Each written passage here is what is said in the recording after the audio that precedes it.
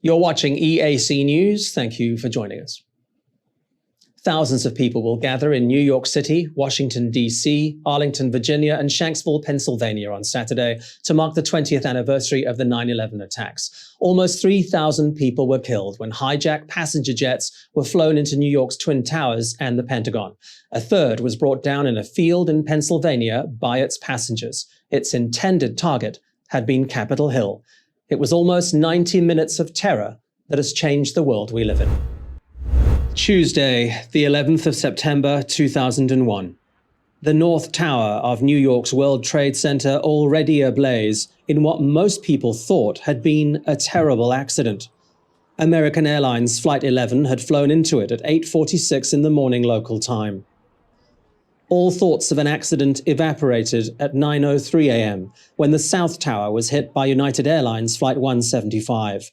It was then that the world knew the United States was under attack. 34 minutes later, at 9:37 a.m., American Airlines Flight 77 hit the Pentagon. At 9:59 a.m., back in New York, the unthinkable. The South Tower collapsed. A few minutes later, reports of the crash of United Airlines Flight 93 in a field outside the town of Shanksville, Pennsylvania. Over in New York, at 10:28 a.m., the unimaginable. The North Tower collapsed as well.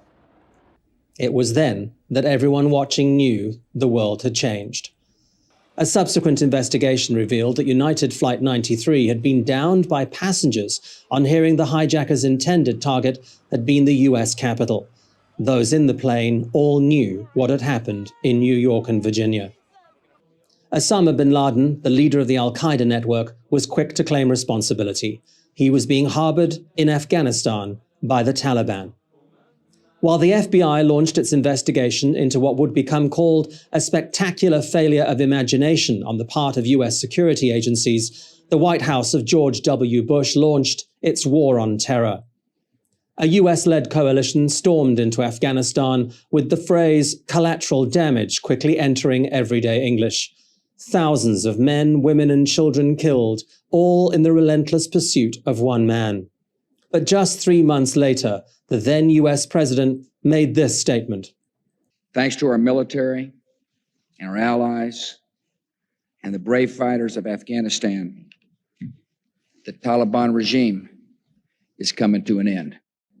He was right, at least at the time. But Osama bin Laden would continue to haunt the US for a further 10 years. It wasn't until April 2011 that he was killed in a raid by US Marines in the small Pakistan town of Abbottabad while an anxious White House watched. Back in Afghanistan, there was a US-backed democratically elected government, and signs life was settling down once again.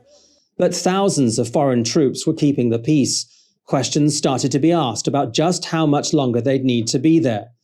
Then President Barack Obama dropped in to visit troops at Bagram Air Base, pledging to end the war. For many of you, this will be your last tour in Afghanistan. And by the end of this year, the transition will be complete, and Afghans will take full responsibility for their security, and our combat mission will be over. America's war in Afghanistan will come to a responsible end. But it didn't. A full 7 years later, almost 20 years after the 9/11 attacks, a shambolic US troop withdrawal put the Taliban right back where they were. This time, though, they're promising to rebuild, as well as respect human rights within the framework of Islamic law. The world watches and waits to see if they keep those promises.